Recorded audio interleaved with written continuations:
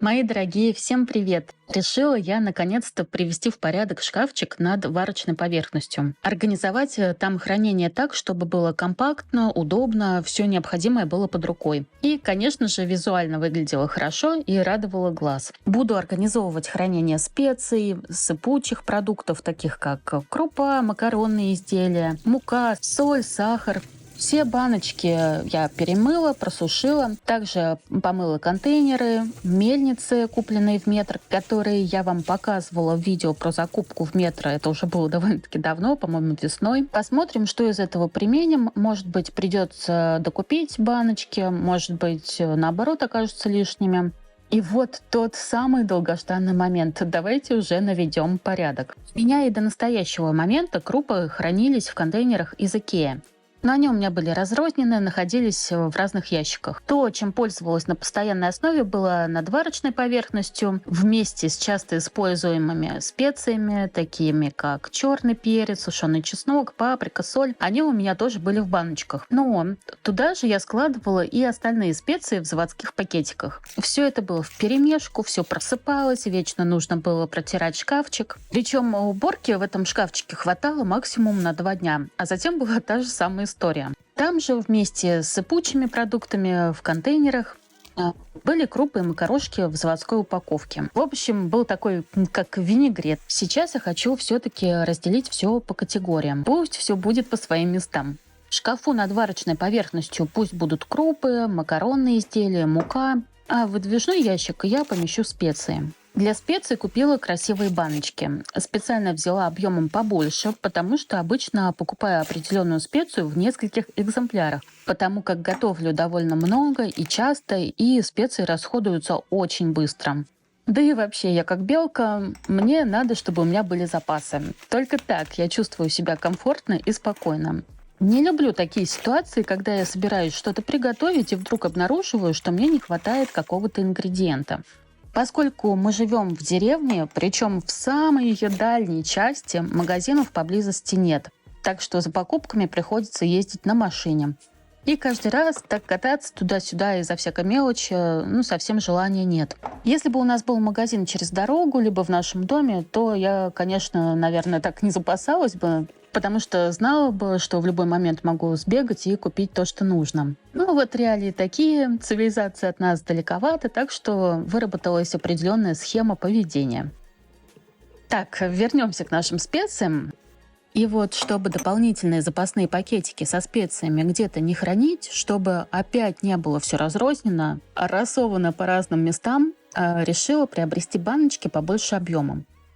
И достала из закромов икеевские контейнеры, которые не использовались, потому что вроде не было для них места в шкафчике. Но на самом-то деле было, просто оно было занято сыпучими продуктами, которые находились в оригинальной упаковке.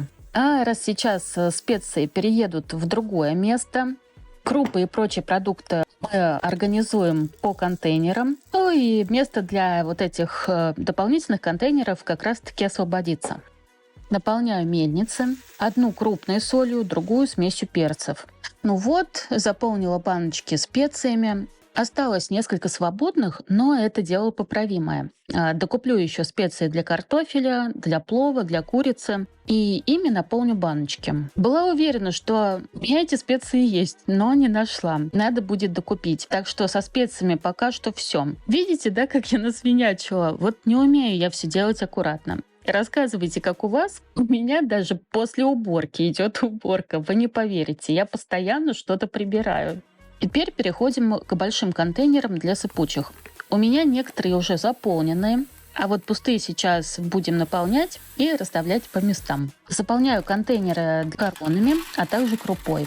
И также в контейнеры отправляю свои запасы сахара и соли.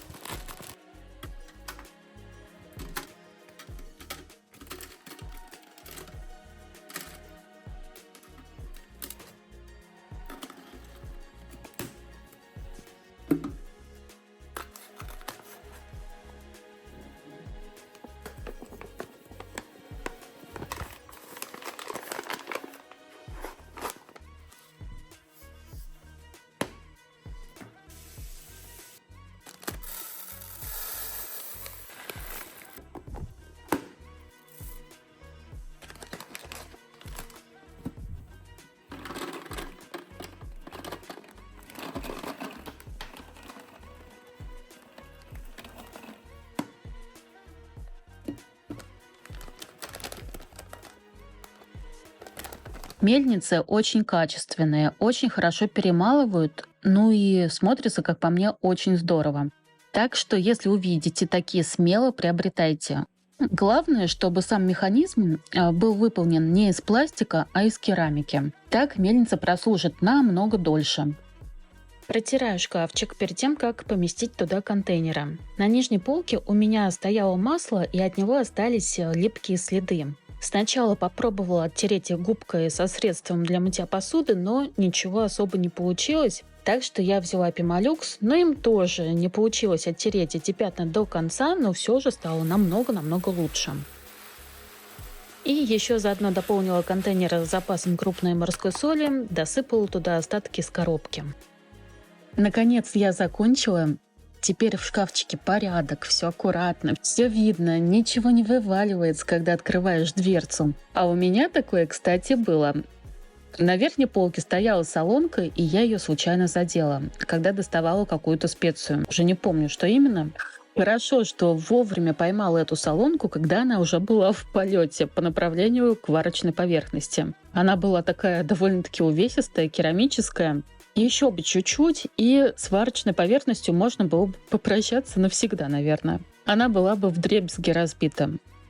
Теперь все перед глазами. Контейнеры прозрачные, поэтому видно содержимое. И будет понятно, когда нужно подкупить тот или иной продукт. Я просто счастлива. Расставила контейнеры по местам и какое-то время стояла в замешательстве. Думала, куда же мне все-таки деть соль и бутылочки с оливковым, подсолнечным маслом, еще и бутылочку с уксусом.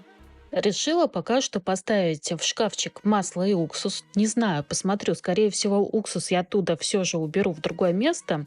А вот масло и большую баночку соли точно там оставлю, потому что очень удобно, когда готовишь без лишних телодвижений, добавлять масло, соль в готовящееся блюдо. Получается все рядом, над варочной поверхностью. А под ней в выдвижном ящике будут специи. В этот ящик нужно будет еще постелить противоскользящий коврик, чтобы баночки со специями туда-сюда не катались. И свободное место справа от них я планирую организовать для столовых приборов. Какое же классное чувство, когда все заполнено, находится на своих местах, все аккуратно, ничего не просыпается, чистенько. Мое любимое чувство. Единственный вопрос, почему я не сделала это раньше?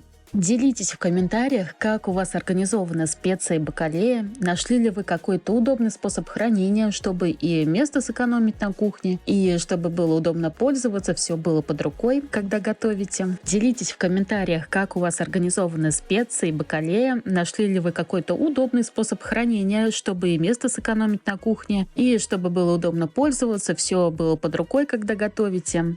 Как всегда, буду очень рада общению. Я вас целую, обнимаю. До скорой встречи в новом видео. Всем пока-пока.